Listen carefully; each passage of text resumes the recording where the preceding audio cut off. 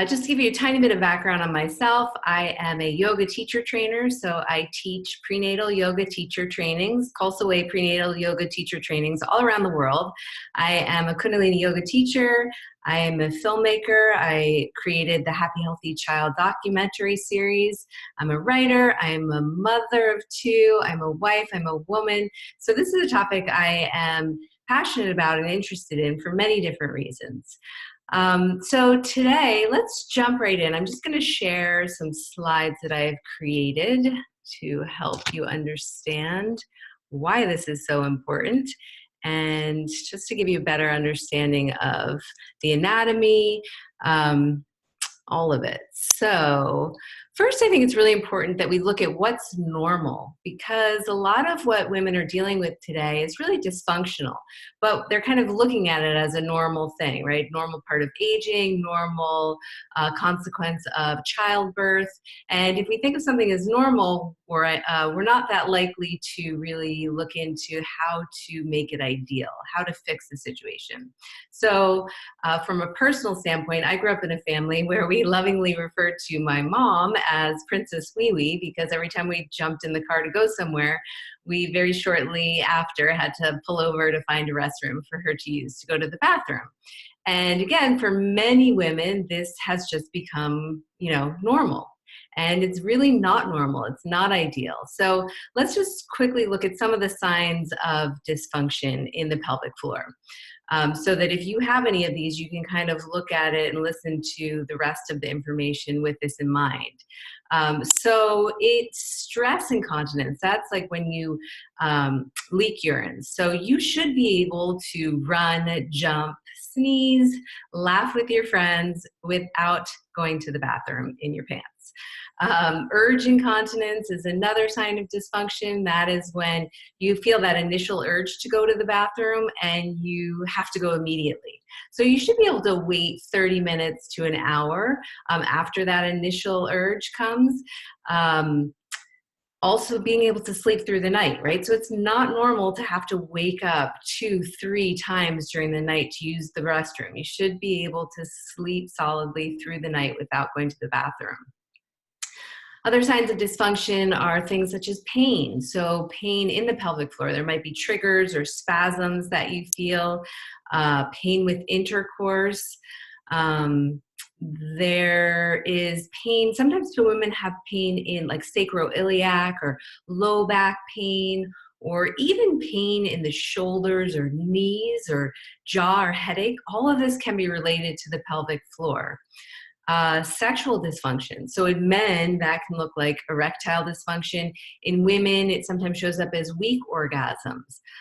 So again, this is signs of a pelvic floor that is not working optimally or in an ideal way.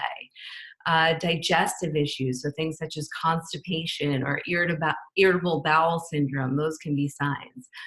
Things like hernias, hemorrhoids. So as we jump in here, if you have any of these, just kind of keep that in mind, and I'll talk more about all of these and try to address some of the things we can do to remedy them as we go on. But I do want to start with showing you some slides on the anatomy. So I think we really need to understand this part of the pelvic floor, this part of our body, really be able to visualize it in order to create optimal use and optimal function of this part of the body. So female pelvic power. This really is a source of our power as women. A lot of people come at it from the structural side, the sexual side, the sacred side, right? This is the passageway through which our babies enter this world. So today I'm going to also look at it from all these different sides. So let's just jump right in and look at the female pelvic floor. What is it? So it is a multi-layered, interconnected group of muscles, bones, ligaments, fascia, nerves at the base of the pelvis. So between the sit bones from side to side and the pubic bone and the tailbone from front to back. So these are the muscles really that's holding everything in. So they're supporting our internal organs. So the first function is support and stability. So it prevents prolapse of the intestines, the rectum, the uterus, the bladder. It stabilizes us. So our hips, our low back, our pelvis, our lumbar spine, our core are all strong and stable. They also are sphincters, so they provide proper control or not of the bladder, the bowels. They prevent fecal urinary incontinence and prevent constipation. Sexual, so they also have that sexual function, which we talked about, enhancing the orgasm strength and length and the sensation, even playing a role in the lubrication. And then lymphatic, so they are a sump pump. So they move the lymph fluids through the body. That's part of our immune system. So they're moving white blood cells through the pelvis. The pelvic floor is comprised of a set of bones. Again, I'm going to go through each of these a little bit more carefully so you can really understand it. Bones, muscles, ligaments, connective tissue, and fascia, nerves. And again, we really have to have an understanding of our basic anatomy if we want to make sure that this part of our body, we are connected and engaged properly with it. So if you're sitting, maybe you can come standing for a moment because we're just going to get to know our pelvis a bit. So bones. This is the home of the pelvic floor. So if you just want to palpate your own bones for a moment, you can start here with the ilium. So these are that big bones, the iliac crest up at the top. We often refer to that as the hip bone, although the hip is really more down here, which is important. So if you're giving guidance or getting guidance in a yoga class and they say bend at the hip, you don't want to be bending from up here. This isn't meant to bend. You're meant to bend and hinge at the hip. So anyway, your sacrum is back here. It's a triangular bone in the back. The coccyx tucks down into, if you kind of reach down in between the butt cheeks there, in through the fleshy part, it's the little tailbone that tucks under. Again, if you palpate, come up through the top of your ilium, through the iliac crest, and walk your fingers down all the way in front, and you'll get your pubic bone right at the bottom. So kind of feel that bone there. There's two bones that come together and meet here. In between is the pubic symphysis. So that's a ligament there. And so now place your hand, one hand on the front and one hand on the back. So one hand on your pubic bone in the front, one hand kind of tucked in to the bottom of the sacrum or the top of the coccyx or on the coccyx in the back. And you can close your eyes, maybe give a little bend in the knees, and just notice the space between your fingertips here. So that, if you wanted to walk your fingers together underneath, to meet underneath, that is the pelvic floor. So you have a bony structure here that really houses it, but it doesn't meet at the bottom. So those are all muscles that come together between those bones. And from side to side, again, if you take the fleshy part of your buttocks and you reach under there, you'll get two little bones, two bones that pop out into your hands. If you really dig up in there, those are your sit bones. So again, close your eyes and now notice the space between those bones. And that is from side to side, your pelvic floor rest in between those two bones.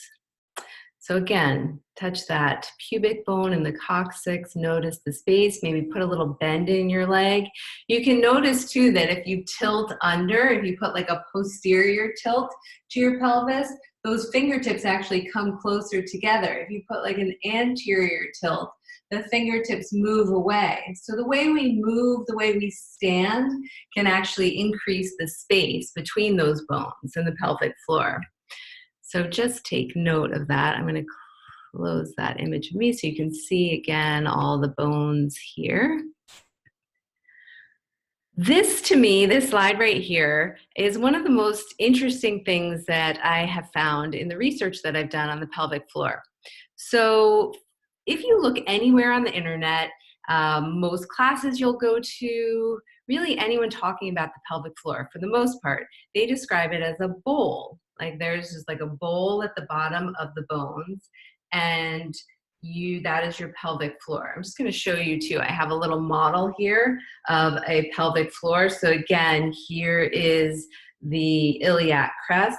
These are the iliums, the sacrum behind, that would be behind again, that triangular bone behind, the spine coming upright, and then the pubic bones that meet in the front there, the sit bones underneath here. And if you look, if I go like this, there's nothing here, no bone, right? So this is where your pelvic floor sits.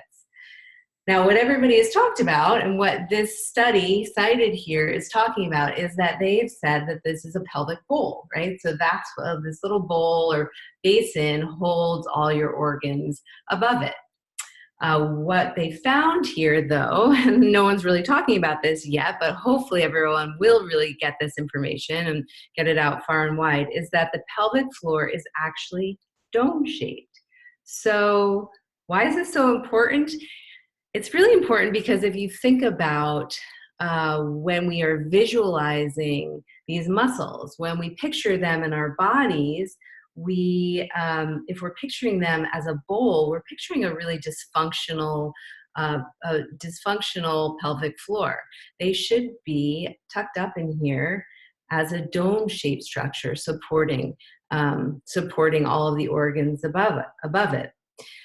The reason why everybody has always talked about it as a bowl or a basin is actually because all of the studies that they've done in the past and all of the medical models that are out there were based off of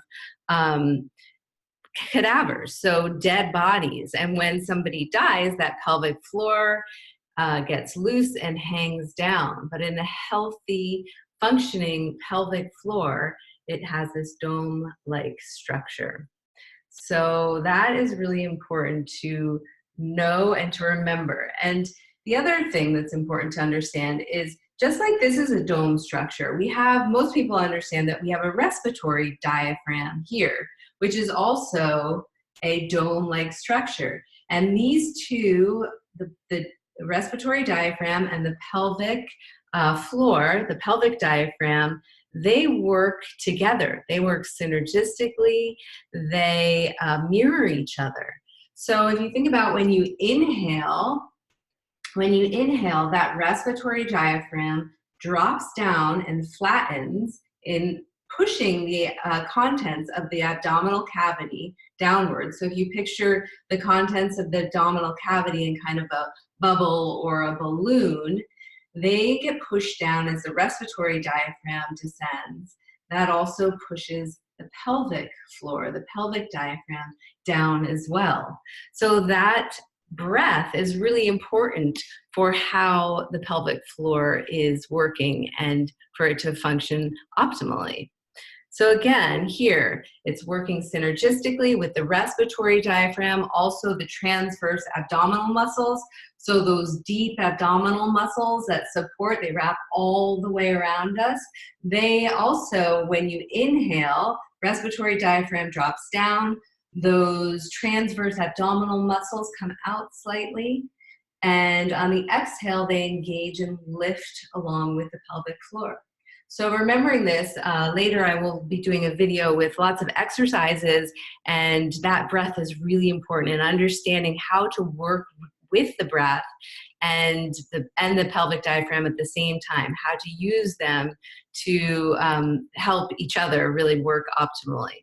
So the pelvic floor is designed for movement and interaction with these other muscles. And again, on the inhalation, as the lungs expand, the respiratory diaphragm drops down, flattening.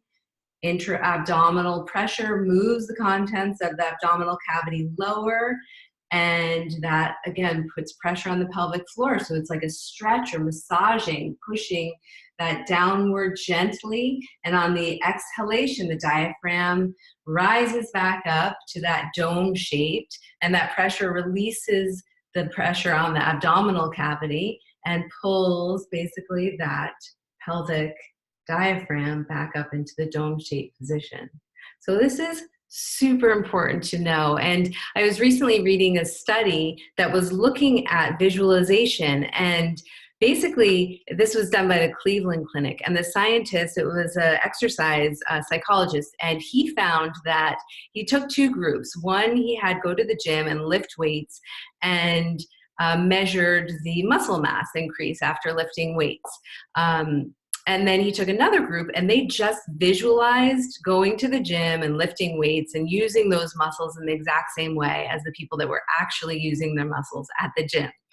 What he found was that the people who went to the gym and actually lifted weights every day during the length of this study, they increased their muscle mass by 30%. The people that never touched any weight and literally just visualized lifting weights increase their muscle mass by 13.5%, not by doing anything other than visualizing.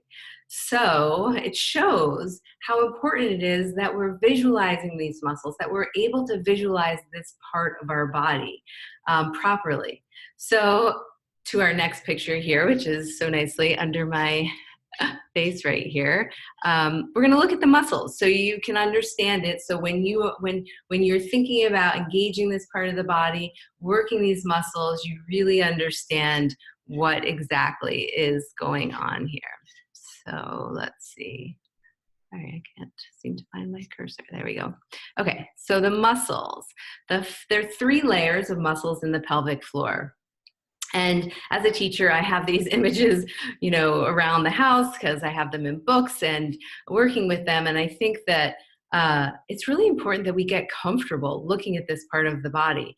Even my kids, I have a 16-year-old and a 14-year-old, and I purposefully leave these out sometimes because I want my 16-year-old son, I want my 14-year-old daughter to become comfortable with this part of the female anatomy. And really understand it. So many of us are just completely disconnected from this part of our bodies. And if you think about the way we are cued in visualizations in yoga classes, or if you've ever had anybody teaching you about the pelvic floor, often they talk about like a flower opening, or I've heard things like, imagine, you're hugging a ladybug, as they're cueing to lift the pelvic floor in. And as lovely as picturing a flower opening and closing, or some of these other images are, they really have nothing to do with the pelvic floor. And we know from visualization, the more specific we can get with the process, the more effective it is. So this here will help us get to know our pelvic floors a bit better, hopefully.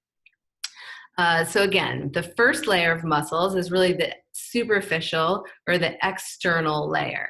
And that extends from the pubic bone up here, the mons pubis, all the way back to the tailbone. So here we have the clitoris, we have the urethral sphincter, the urethral opening, the vaginal opening, the anus, the perineum here as well. So this is more of the superficial layer. The second layer, so this image right here is just basically with that top layer removed. So you can see more of the sphincters, and you can see that some of these muscles really start going deep into the body. There are different layers, and they go really far up into our bodies to support. Some of the more surface muscles are more for opening and closing. Those tend to be the fast twitch muscles. So they're just that sphincter, the open, close. And then as we get in deeper, it's more of the like lifting and lowering muscles there. So again, that third layer, that deeper layer, where we call that the pelvic diaphragm, and those are the levator ani muscles, those big muscles more towards the back there. But you also have like the pubic coccygeus, which is a muscle that goes from the top of the pubic bone all the way to the back of the coccyx, puborectalis, that goes around from the pubic bone at the top all the way around the rectum. So this is a very complex set of muscles, and but they're all really amazingly designed. The superficial transverse perineal muscle going from side to side, that's more of a connection to those sit bones. So yes, this is a bit of an understanding of those muscles. So we have the bones, we have the muscles, we also have ligaments, which are dense, white, fibrous connective tissue. It's like a strong rubber band. They aren't meant to really stretch too much, so we don't want to overstretch the ligaments. That's why we especially have to be careful in pregnancy, where we have the hormone relaxin that allows us to stretch more, but we have to protect those ligaments. We don't want to overstretch ligaments. They connect the pelvic bones, and they hold the organs in place. Finally, we have the connective tissue, the fascia, and the nerves that innervate and activate the pelvic floor muscles. So there is a general misperception that most dysfunction results from overly weak pelvic floor muscles, which is why also most guidance is to engage and tighten those muscles. So those Kegel muscles, the Kegel exercise, it's kind of like pull in and up, pull in and up. But in fact, what we're learning is that this part of our body is one of our primary stress and tension containers. So it is our root chakra. So really, if you think about the root chakra, that's that safety, grounding, support. Do we feel enough support in the world? So if you tend to have high levels of stress, to have any sort of anxiety in your life, anything like that, you may be over clenching these pelvic floor muscles,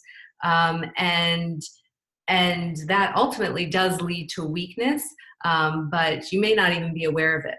So just like if we have a tough day, we might like clench up our shoulders. It's very similar. We just can't see these muscles because they're inside of us, but we often hold our fears, our lack of abundance, even things like a job move and stuff can cause us to hold extra pressure, extra tension here. Especially if we've ever had any sort of pain or trauma, it's a natural instinct when you do have any sort of pain to brace, to hold, to protect. And most women really have had some sort of pain or trauma associated with this part of the body. It could be an unwanted sexual encounter. It could be a fall as well, like falling hard on your coccyx, and then you overly engage and tighten those muscles.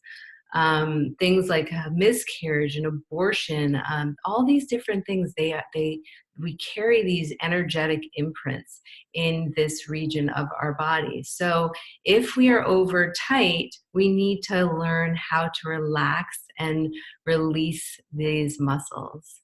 So a hypertonic pelvic floor, that is basically, that means that the area is overly tight. It's like if you have walked around all day long with your bicep in a constant flex, or your fists really tight, eventually it would weaken. Eventually this would weaken and atrophy. So we have to learn to relax these muscles. And in the next video, where I show a whole bunch of exercises, we're really going to focus on relaxing this part of the body. And from that place of relaxation, then we'll start building the strength. So often also we sometimes are overly tight and overly weak. So parts of our pelvic floor are tight and parts are weak. Think of childbirth. This can be damaging to the pelvic floor. It doesn't have to be. We definitely can heal from it. We just need to bring awareness, and we need to work, and we need to connect with this part of our body. So we need to find that balance between mobility and stability. So let's stand up tall. We're just going to do one final breath together, and This is to show you really the power of the breath. You know, we can do lots of different exercises, but breath really is our easiest, fastest way to connect with this part of our body. So if you want to just, you can either stand or you can sit. If you sit up tall on those sits bones. We are going to, if you're standing, let's just first clench your fist, squeeze through the toes. You can do this if you're sitting too. And then notice, close your eyes because it's kind of easier to go inward that way. And notice what that does to your pelvic floor. Do you feel how it automatically tightens? So relax the hands, relax the feet. You're going to come standing tall, so really reach through the crown of the head, up tall, almost like you're trying to peer over a fence, but keep the chin tucked in. You can place a hand above if that helps you to push up against it. Let the shoulders drop down. Feel those collarbones reaching away from each other. Let the jaw and the face begin to relax. Let the tongue relax, rest on the roof of the mouth. And just bring your hands to the ribs. And we're just going to take some deep breaths in here. Feeling the ribs expand outward. Feel that breath go into the back of the ribs there. Beautiful. And exhale, feeling the hands come closer in together. One more deep breath in. Feel the ribs expand.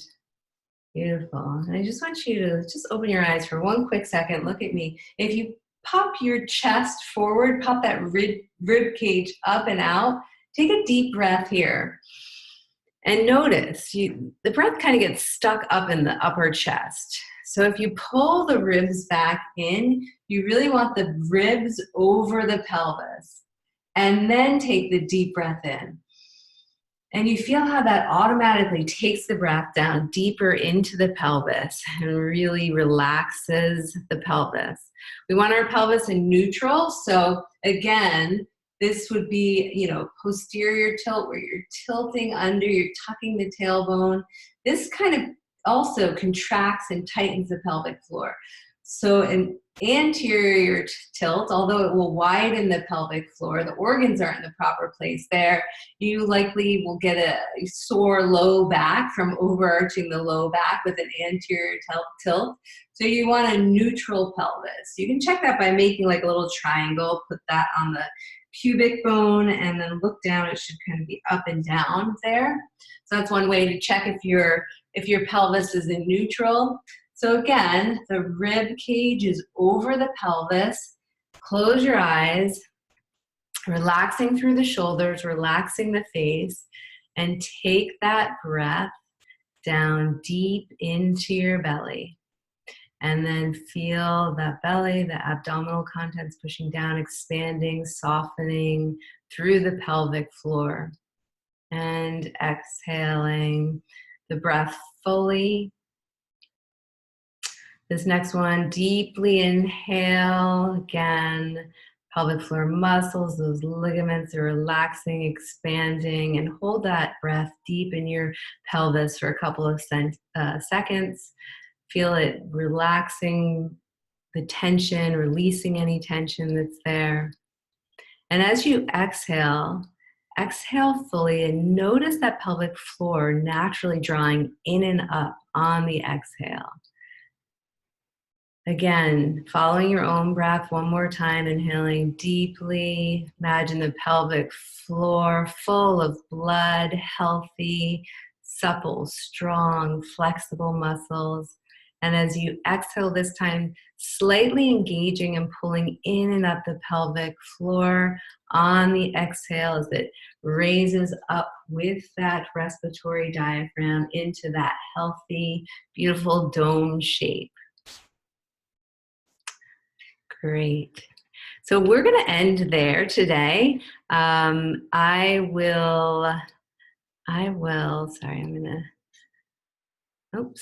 let's go back.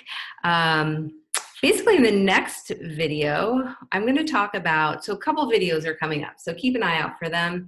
Signs that you are too tight, too weak? How do you know which one you are? How do you know whether you should Kegel, not to Kegel? Some tests you can do, which will be better for you.